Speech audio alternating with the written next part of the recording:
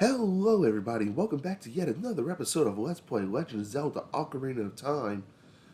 In the last episode, we went through the graveyard, got a few items, and now we're about to make our way up Death Mountain. But before that, let me show y'all something. So off screen, I went and get me a jar. Well, I had the jar. I went and get a bug in the jar, and when you come to these little, they have these little patches everywhere around Hyrule. And what you gotta do here is come stand over it, and you're just gonna drop the bug. I picked the wrong day to get sick. Now, once they come, try to capture one again. Because you're going to need more of these. When you drop the bugs down here, give it a couple of seconds, and you'll eventually... Yep, there we go. You get yet another gold scatola. Awesome. So you may be wondering, why is it nighttime? Why are my rupees different? What am I doing here? Good question. So here's ended up what happening after last night's part, because this is the next day. So what happened was, I woke up just feeling, like just deaf. And by deaf, I mean I'm congested, it feels horrible, I hear my wheezing coming out. And I'm like, okay, I need to get up and just, like, go get it out. So, it's not even 6 in the morning, and after that, all that happens, I'm like, okay, well, I'm actually wide awake now. So, I feel better, let me go record. And I turned on my game system, went check. Everything we did from going to the Lost Woods to the graveyard, I forgot to hit save. So I just had to spend most of the morning getting everything done again.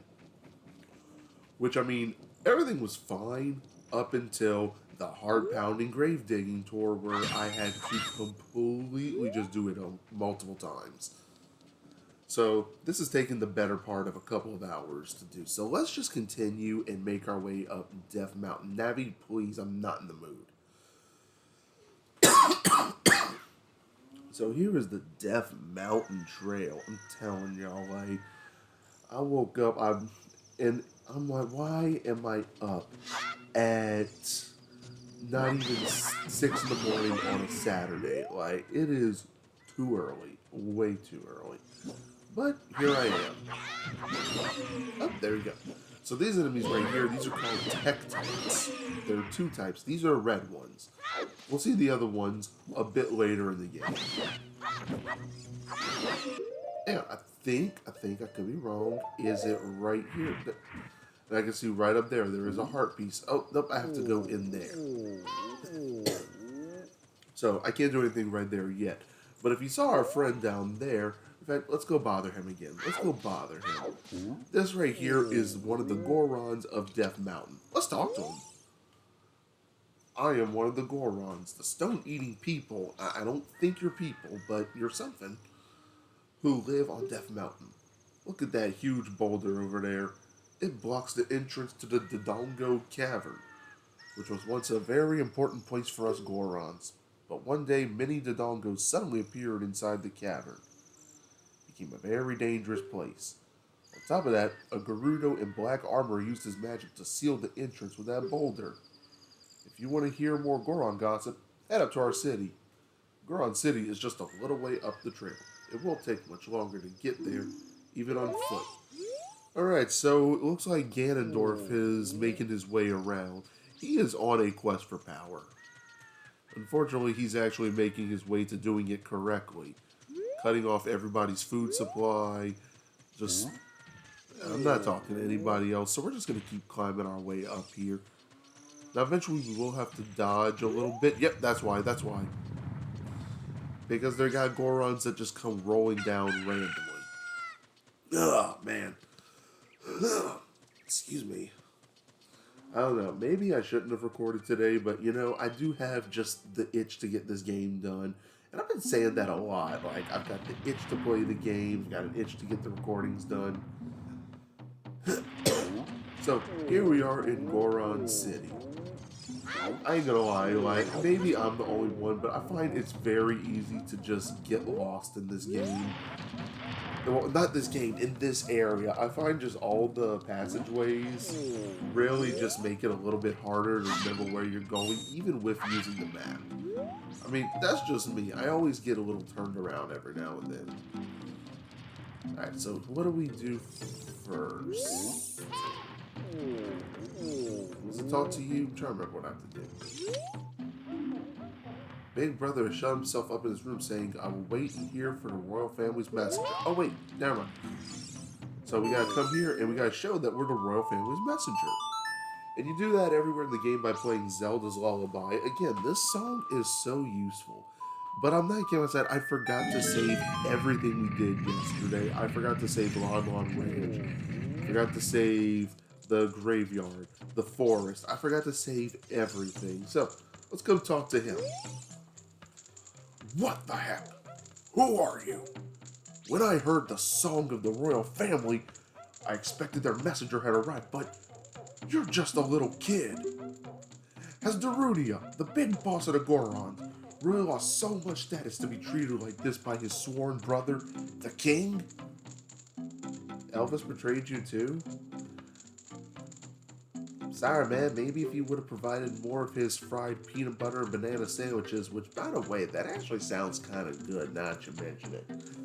Which, on a really random note, my wife and I ended up looking up, like, what Elvis's diet actually was, because we saw a thing on TV about it. And we're like, okay, did he really eat this much?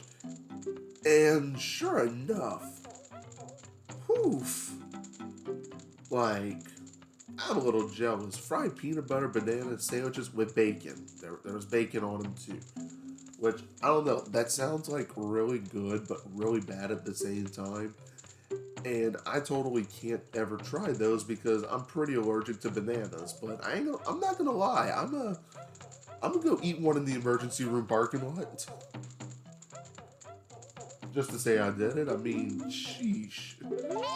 Alright, so he's mad because there's all this stuff going on. Everyone's starving. They can't go get food, so we gotta make him happy. Unfortunately, I don't have any of the king's food for you, so no peanut butter banana sandwich for you, but I got the next best thing. A little bit of that green stuff. Forest music, that is. I mean, what were you thinking of when I said green stuff? Get your mind out of there. You know what you're thinking. So suddenly you play this song, and just out of nowhere, he'll just start dancing. Now, I always used to do things opposite. Like, I'd always come here, play something for him first. He'd say he wants something different, then I'd go to the forest. I just cut the middle part out and just started going there early. And I like how they just have what a hot beat, and it's the shot from behind the flames. Like, I think that's actually kind of fun. And that's a subtle touch, and I really like it. Man, he is happy. What a nice tune. Just like that, my depression is all gone. I wish mine was, but, you know, life's not that easy where we can just put on music and get our... Maybe that's what we do with our sadness. We just listen to music to feel better.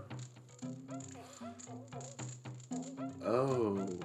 God, I feel attacked now. Ooh. God, I feel really attacked right now, and I was attacked by myself. This isn't that Castlevania boss fight all over again. I mean, I'm not attacking myself.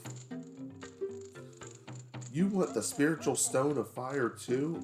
That would be ideal, yes. It really would. Also known as the Goron's Ruby, is our race's hidden treasure. Well, I mean, can you just make it unhidden so we can take it and then go save the world? I'm not going to give it to you that easily. If you want it so badly, why don't you go destroy the monsters inside of the Dodongo Cavern and prove you're a real man? I bet. Let's do it. Dodongo's Cavern is probably my favorite early level in the game. I mean, out of the three, I mean, the Deku Tree, I mean, it's not that it's a bad level, but it's a tutorial dungeon. This is like the first actual dungeon-ish. Like, this one poses a significant challenge more than the... Sorry, I'm just scooting everything back. I gotta fix my back right now. So, now he gives us the Goron's bracelet, and now we can pull up bomb flowers. Stand next to one and use A to pull it up. So this is actually going to come in very handy. And It's just an equipment item, so it's going to be automatically attached to you. You don't have to use a C slot. But this is going to come real in handy. So, what we're going to do is we're going to come light this stick over here, and we're going to start just booking it. Because we are going to have to light all these torches right here, and really quick. And I love this. Every time he just starts spinning with it, I absolutely like, why? So we're going to take that off. And we have to go throw bombs into that giant Goron urn. Because if we get it a certain way, we get a heart piece. So we're going to go do that like now. And this might take us a couple of minutes, so let's just go give it a try. Okay, that didn't work the way I thought. We gotta make sure we time it correctly.